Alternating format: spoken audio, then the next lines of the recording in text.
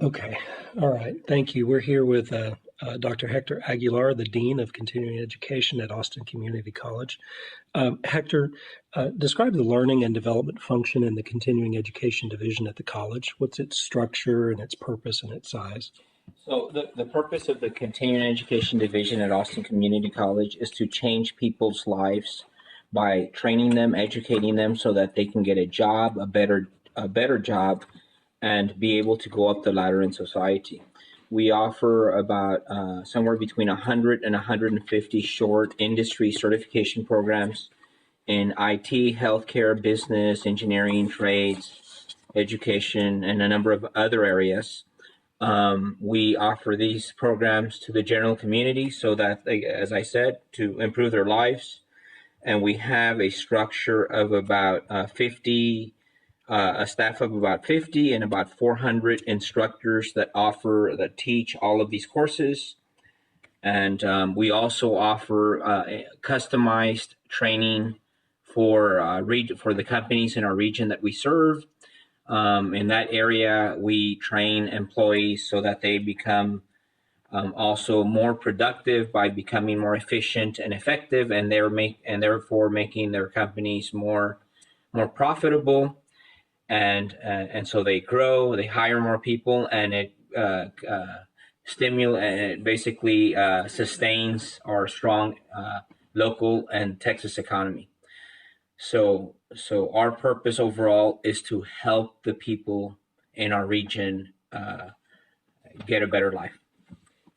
Can you give me an example of an open enrollment program that maybe has been developed recently and has been successful, and then also a corporate training program and maybe even a community program?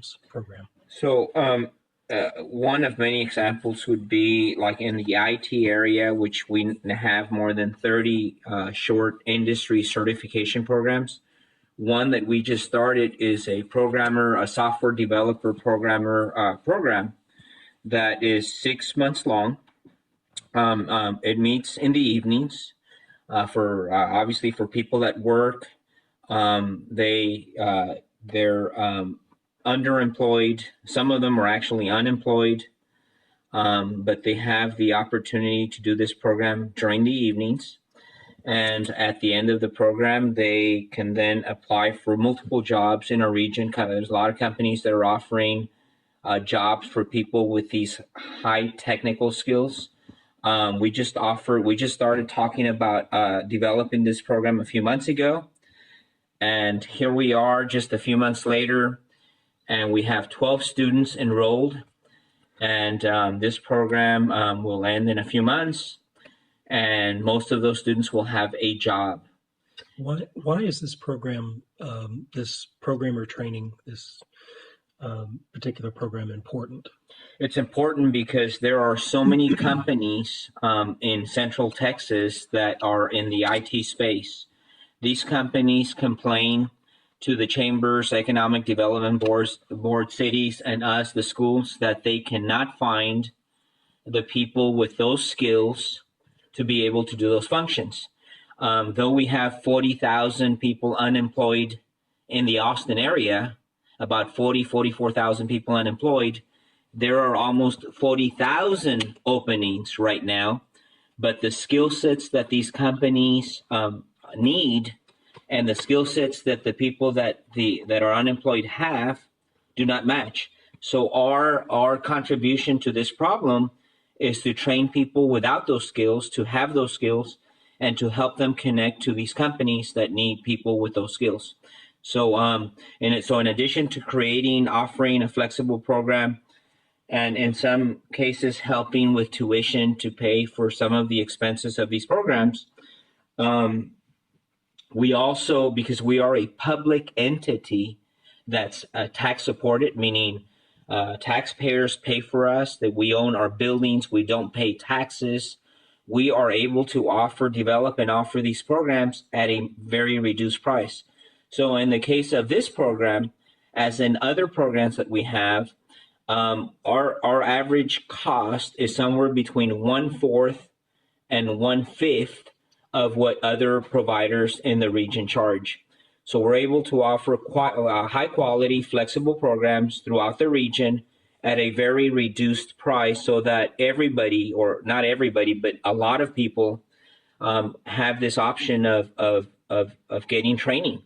And if people do not have the funds, the money to pay even for these lower cost programs, we partner with multiple entities that pay for people that are, quote, not rich to come into these programs. They pay tuition, fees, and they also help with other wraparound services, and then they help with job placement. So not only are we in the business of developing programs, working with industry, and offering these programs, but very critically important is to have partners in the region that help people pay for these programs. They provide our students wraparound services, and they also work with us and our students to find them jobs. So it's all critically important. That's good. What from a corporate training perspective, are there any examples that you could give around programs that have been developed and delivered, and maybe what some of the results have been? Sure. So we have many customized corporate training programs in the region. We partner with the state of Texas, the Texas Workforce Commission. They provide us funding for us to partner with companies from different industries to co-develop training for all of their different groups within their organizations. And one great example, one of a couple that we have, is Samsung. We partnered with Samsung 2 years ago. We started a project. We're under contract in a project with Samsung to train 460 technicians and engineers in about 15 technical areas over a 3-year period. This last month, September, we completed, I guess we're ending year 2, starting year 3, and we have already trained more than 1,504 technicians and engineers in 64 different topics, not 15 topics, 64. These courses are customized. They've been co-developed in partnership between us, ACC, our instructors, our developers, with Samsung engineers and staff to develop these courses. Now we're offering these courses day and night at Samsung. For example, this last week, I looked at the schedule. We had 8 courses being offered at Samsung just this week. Some of the courses were being offered from 8 to 5 p.m. Other courses were being offered from 7 p.m. to 4 a.m. So these courses are developed and then offered to a client like Samsung at their location, on their days, on their times, with exact emphasis and precision on what they want and with the outcomes that they want met as the goal. We do evaluations, we do testing, we do a number of things to make sure that our clients, our customers, are very happy with the training.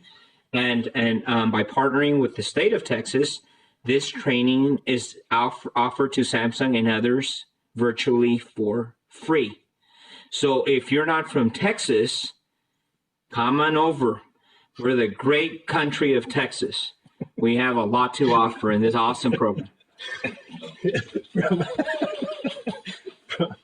From a community programs perspective, I know we've had some interesting programs that have come up in the last couple of years.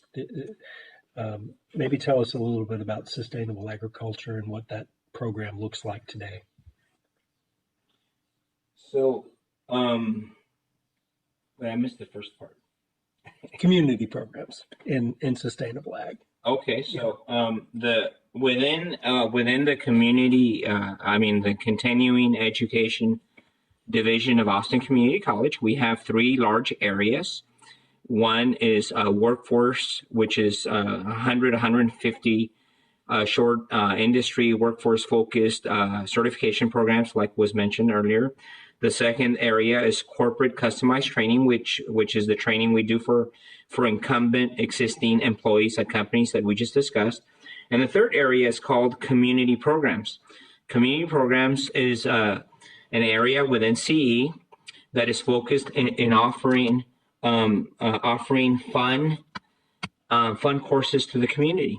And in some cases, they do overlap with workforce job focused areas. For example, in community programs, we offer a few hundred courses in things like glass blowing, events planning, flower arranging, organic farming. If you want to learn how to play golf, if you want to learn how to how to weave in space, if you want to learn, a number of areas. I mean, it's a long list. Various dancing exercise I courses. forgot underwater basket weaving. Underwater. Well, I think we used to offer underwater weaving for a few years, but I think now we do. Transition. Yeah, we've transitioned. So, but we do offer quite a bit for the community. Even classes like yoga classes. We offer some English classes for the community through that area. So we have a diverse set of courses for the public that is not interested, may not be interested in getting a degree. They may already have a PhD degree. They may already have a number of degrees. They're interested, they have a particular interest in learning how to play guitar, or they have an interest in learning how to ball dance, or who knows. We offer a lot of that coursework through one of the three areas of continuing education community programs. Across those three areas, what do you think is the biggest challenge facing our learning and development function? What I have, we're fortunate that we have evolved in the last couple of years, in that we have a very strong team of people. And I think one of the toughest challenges for community colleges and universities that are really trying to cater to the needs of the community, the region, and industry is to have a very strong set of people. And I think we do. I think we've hired and developed a very strong team. It's actually teams of people that are working on these three areas and on different projects and teams. And I think that the biggest challenge is hiring and developing people so that they become extremely good and efficient and productive on what they do. And I think that we're doing well in that area. In terms of competition, I really think that our competition is weak because a lot of our competitors are private companies that have to rent or purchase a building. They have to pay taxes, and they don't get tax revenue from the public like we do, and they don't get state funds to do all of the creative, really neat things that we are now doing. So I think that if you have the right people, and not only are they efficient, effective, productive, but creative, and they're problem solvers and thinkers, there's really no limit. There might be a limit, but there is so much that we can do. And we are now transitioning we transitioned in the last few years from small to good sized, and we're about to transition to very large. And we're doing that by hiring and continuing to train our existing and new employees, because we've realized that our opportunities all around us are huge. And I think what was limiting us from taking advantage of all of these opportunities was not external. It was all internal. It was us. And of course, years back, we had fewer people and we were doing fewer things. And now we've realized we've been successful in growing significantly. And now, more importantly, we've realized how much more we can do. And so the biggest challenge is for any college or university, without a doubt, in my opinion, is the people, making sure you develop the people, and then a lot of things are possible. So let's talk a little bit about how we develop people. And what are some of the things that we're doing now and we would like to do going forward to help better prepare our internal team for engaging with all of these different opportunities that we're talking about? Sure. I think this is a big question, how you develop the people, especially when you have three departments, or you could almost say three divisions within a large division. And within each one of those departments, you have multiple teams working on many different projects. Remember, we have more than 400 instructors, and we have projects and opportunities 360 degrees all around us. And so some of the challenges and some of the training that needs to take place is for all of these persons that work in all of these groups to meet, know, and understand what all of the other people are doing. And you need the person, the leadership team of the division, from the top all the way down to a certain level, to make sure that everybody understands what it is that we do and what we need to make sure that happens. We need to make sure that we leverage, we support, we partner with everybody within our division, and that we understand all of the programs and all of the assets and all of the opportunities that are being discussed within the other areas of the division, so that we're not duplicating work, that we're leveraging ideas, leveraging instructors, leveraging curriculums, leveraging clients, leveraging creative, good ideas. And I think it sounds easy and great, but really it takes quite a bit to get to that point where everybody on your team at all levels has a good understanding of what everybody else is doing, their strengths and weaknesses, and how everybody is leveraging, partnering, and taking advantage. That's number one. Number two is also, and it pertains to one, is understanding what all of the products and services that the other areas have. In continuing education, we have about 12 or 1,300 courses, almost 150 programs. And so we need to make sure that everybody understands those programs, understands what they are, their strengths, and has relationships with the coordinators in those areas, so that when opportunities arise in other parts of our region, that everybody knows who to talk to and what to ask. So to be able to access the resources, like I said, the curriculums, the instructors, the ideas, the location, a number of things, so that we're able to be flexible, rapid, and totally focused on helping our clients as fast and as best as possible. That's a big deal. The other piece on training, besides the internal understanding of who's doing what and understanding of who has what, the products and all of that, is soft skills. You also need to provide your personnel soft skills training.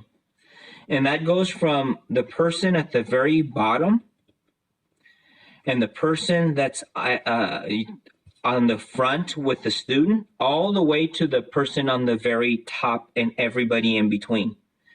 Things like customer service, communication skills, multitasking, emotional intelligence, time, All of those topics, we all need continuous training. If somebody has a PhD in customer service, my opinion, they probably need to go through a customer service seminar at least once a year, because we forget, and we all need to be always focused on the customer. So that's another aspect of the training. And then there's other aspects of in terms of how to be more efficient, effective in performing the tasks that each one of us has to do. For example, some of us have to deal with databases. So we have to be updated and very good at working with databases, or whatever tools it is that we use. So all of those technical skills, product skills, customer service skills, organizational skills, all of that needs to be taught. And it needs to be taught continuously, forever, from the very top to the very bottom, from the very bottom to the very top. And every new person that gets hired needs to go through all of this training, obviously, as much as every person that's been with us for the last 20 years. So that takes a lot of time and a lot of money. But if you truly want to be effective and customer focused, you have to do it. Mm-hmm. Yeah, I agree. What's the greatest strength that the learning and development function brings to the organization?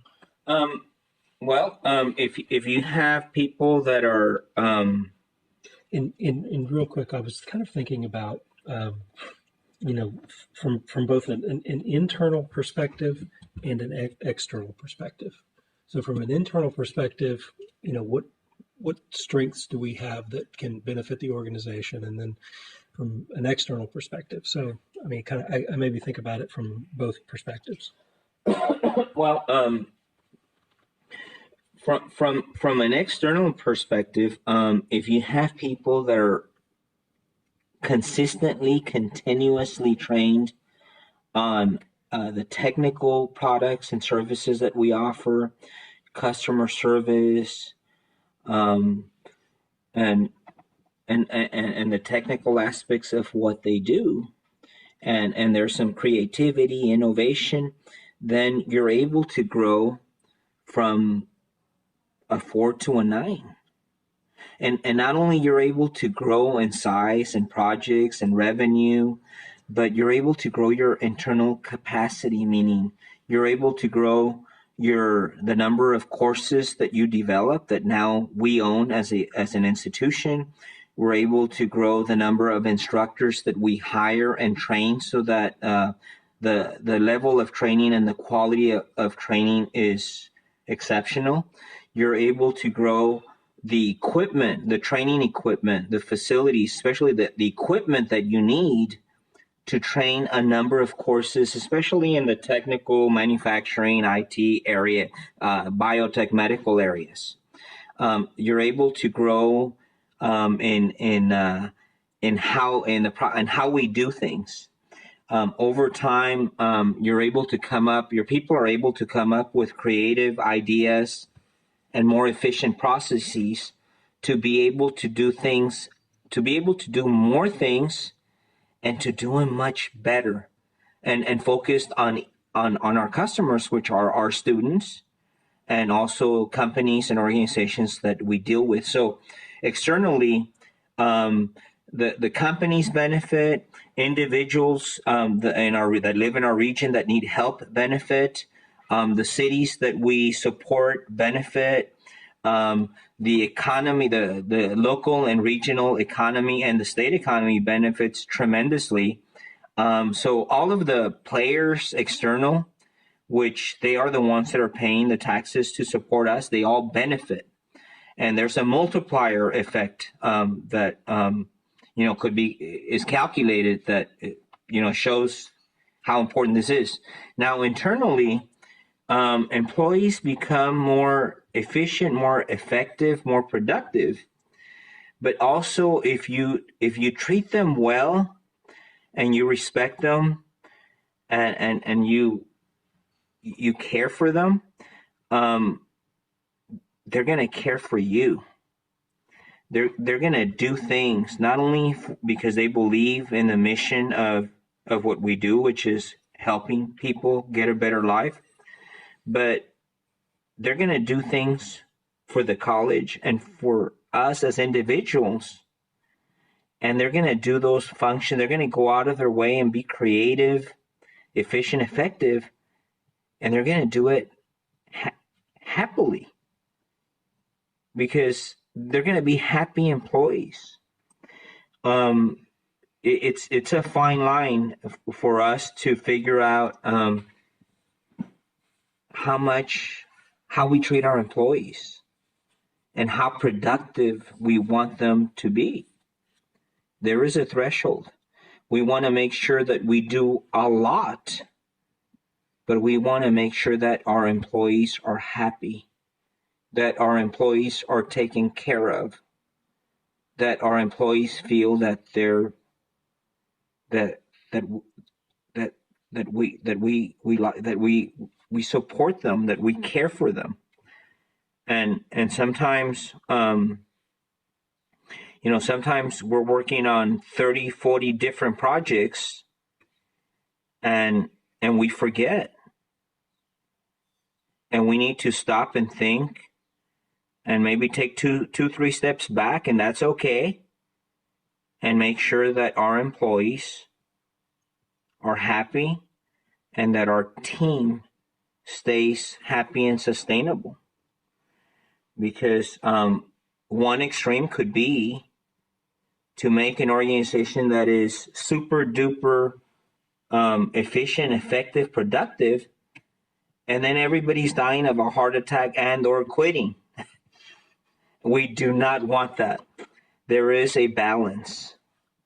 And we just have to always be cautious and careful and thoughtful about that balance. And that goes back to one of your earlier questions about challenges. Mm-hmm. How much can you do with 50 people? There is a limit. You can do a lot, especially if your people are well trained and you treat them well. They have a good attitude. They're creative. They're innovative. They're all of these things. But there's only so much they can do. You come to a point where you need to hire. If you want to continue growing, you need to hire more people and train those and continue that process. So from a corporate training perspective, well, actually from a open enrollment standpoint and from a corporate training standpoint and even a community programs standpoint, the people that we have are our greatest strength. And so if we think about that, you were talking a little bit about training them and preparing them for their job. Are there some specific activities that either we've engaged in recently, or a process that we engage in, or an activity that we want to engage in going forward that we think would help support strengthening this team that we have? So one example, and there's a couple. One example is we just hired. We're growing our corporate training, customized training division or department within continuing education. So we just hired, and we're about to hire a team of 3 outside sales manufacturing engineers. Their job will be to go out to industry, to manufacturers in North Territory, Central and South, and build relationships with manufacturing companies and work with those companies to solve their problems and eventually to develop training programs for their employees, and then have use state funding to pay for that training. So we hired just in the last few weeks 3 of those individuals, 3 manufacturing outside sales engineers. We also hired 2 outside sales IT computer science engineers, and we're in the process of hiring 2 outside health representatives. And we're also hiring corresponding inside sales staff, and their job is to actually manage these projects. Once the sales engineers get the business, then the inside people actually manage the day-to-day, week-to-week data requirements, reporting requirements, all of the paperwork, extreme detail that needs to take place to run each one of those projects that the outside salespeople bring in. So obviously, these staffs need all of the training that was mentioned. So we're putting them through technical training, a technical training program that's focused on training them on maybe not all of the programs we have, but a good number, so that when they go out to companies, they have a pretty good idea of the many technical programs and courses that we offer in continuing education. That's the first part of the training. Second part is we're putting them through soft skills training. That includes the customer service and all of the other topics mentioned earlier. And by the way, that training was developed for a very large client that now we're using for our own employees. And that's an awesome benefit of leveraging what we do at point A and using it at point D somewhere else, being smart about everything we do. And the third part of the training is training them on the state funding grant requirements and all of the grant knowledge that they have to know and be able to clearly explain to their customers, so that we successfully are able to acquire those funds. And then the fourth area is we have a team that then goes out with each individual, each one of these outside people, to train them on how to do the sales calls, how to work with the customers, how to deal with the CEOs, vice presidents, directors of training programs, to be able to work with them and partner and develop the programs and the courses to meet their needs. And so all of that immediately takes place as soon as the employees are hired. It is a very lengthy, it is a very expensive, it is a very laborious function. But if we truly want to be focused on true customer service, and we want to deliver top-notch service and products, we have no choice. And so that's what we do. Our inside people, the people we're hiring to do the task of running the projects, well, a lot of the training, the technical training, is that. They learn about how all of the tracking spreadsheets, all of the reports that have to be generated, how they get generated, how to do that, how to report, how to transfer information, all of the 101 details that they have to take care of. But they also get trained in the customer service skills, because they have to be good with other people. Internal, external, and internal. So customer service, communications, understanding the mission and what it is we do and why we do it and what we do, all of that needs to be taught to everybody. And then our existing employees, well, they have to go through training continuously, because as I said earlier, if you have a PhD, doesn't matter. Sometimes information goes in one ear and out the other. But for a lot of us, information goes in, some of it goes out the other ear, but over time it kind of spills out the other ear eventually. So we need to get it back through one ear. So training has to be continuous. Correct. Well, one of the things that you mentioned earlier was the number of instructors that we have. We have over 400 instructors in various topics. We haven't talked yet about the training that our instructors go through and how we prepare for our instructors to do more. Sure. So it's a capacity building question. How do we build instructional capacity? Well, this is another very good question, Don. So, for example, at Samsung, at the Samsung project, like some of the other projects where we have large numbers of instructors, because we have large numbers of courses, and the list always is growing. In many of the engineering topics that we teach, we'll hire, say, 5 engineers that have they actually studied engineering, and they've worked in manufacturing and engineering for many years, some of them 30 plus years, so they're very experienced.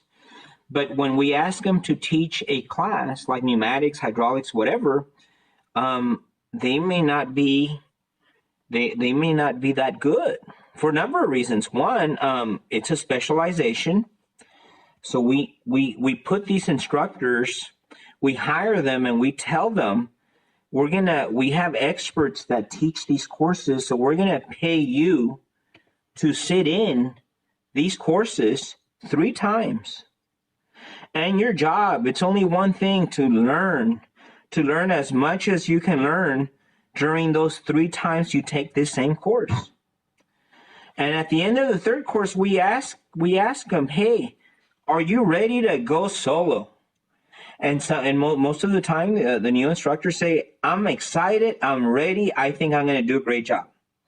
They have the materials, they have the tests, they've done the labs, they know the lectures, they know what the outcomes are. We test everything, by the way, in every single class we teach. Almost always, we give the students a pre-test, the employees, we give them a pre-test at the beginning of the course, and then we give them the same test at the end of the course.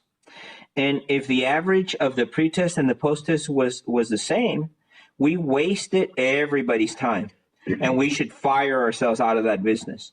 But in many times, the average in the beginning and end is so different.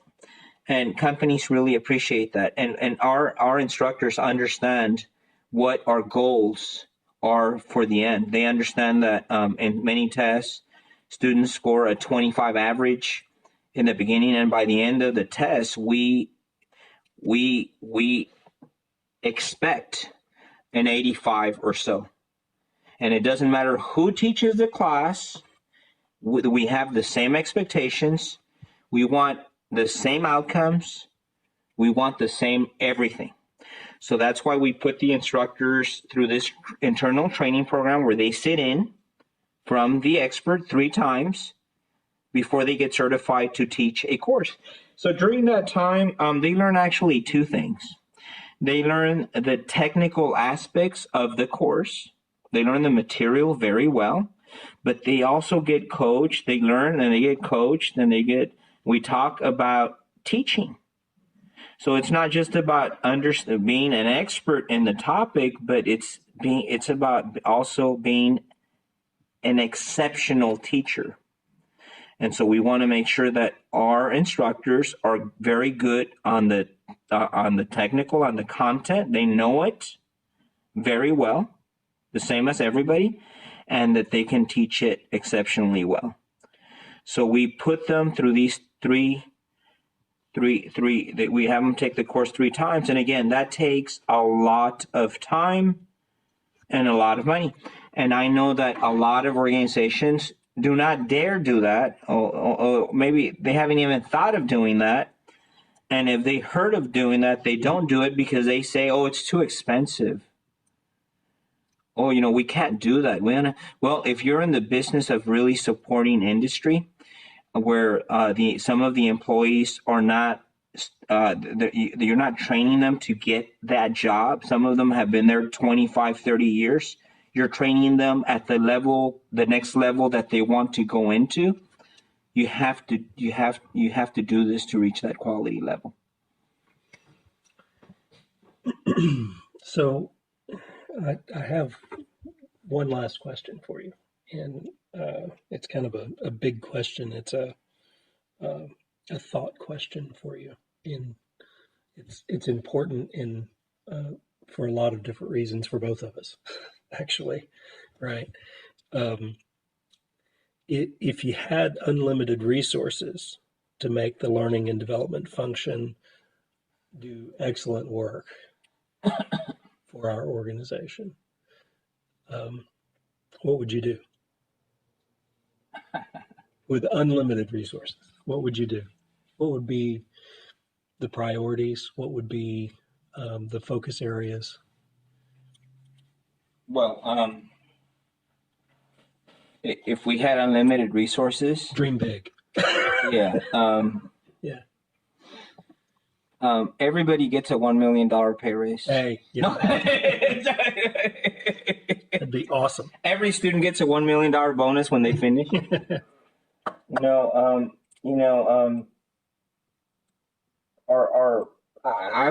I would want for us to focus on the most important things that allow us to do what we do, to do it well.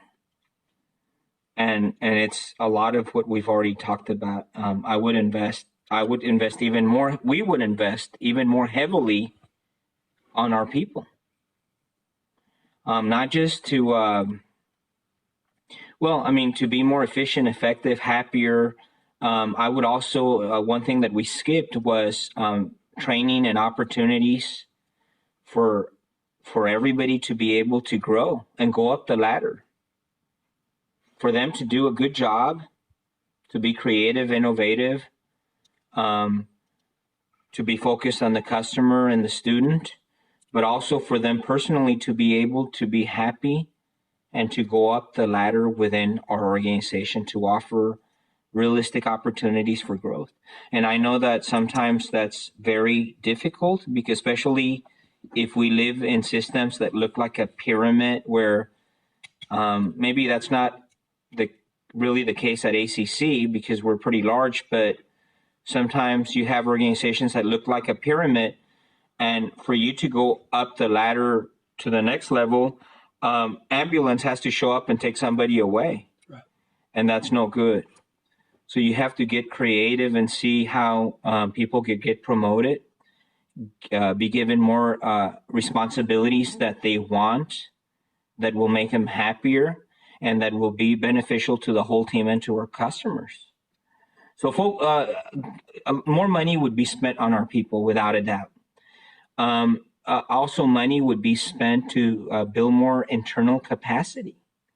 Though we have developed many new courses in the last few years, there are exponentially many more that we have not. And simply because we don't have a staff of 5,000, we have a staff of 50 and 400 instructors. So I would put more money into developing curriculums that are top notch and focus on our clients, on the needs of our clients. I would focus on acquiring more equipment and facilities that are top notch, that can dramatically improve the learning process for all of our customers, our students, and our company clients. I would spend more money on outreach. I would spend more money on recruitment to make sure that everybody in our region has equity in being able to get a better life. Meaning that we spend significant dollars to help people in different ways to be able to take advantage of our training and education, so that they, their parents, their kids, have a better life. And if that happens, we all win. And then also some money to make sure that we have sufficient and more than enough wraparound services, so that every person that comes in is treated like your own son or daughter, in terms of helping them and making sure that they finish, that they complete, and that they're able to go to step 2 and then step 3, and then make sure that they get a job in the area that they want, with responsibilities that they desire, and that they're able to get a better life. So all of those things take money. Recruiting, wraparound services, assisting with placement, training all of your staffs, spending money to go out. So yeah, I mean, and we right now we do all of that, but we do it at a scale, at a certain scale, because we only have so much money. So we're trying to leverage ourselves so that we're able to do a lot with what we have up to a certain point. And so if we had more money, we would do more of that. Yeah. Okay. Well, I think that's all the questions that I have. So thanks for spending the time in doing that. I think we learned a lot. Very good. Yeah. So, Awesome. all right. Cool. Thank you.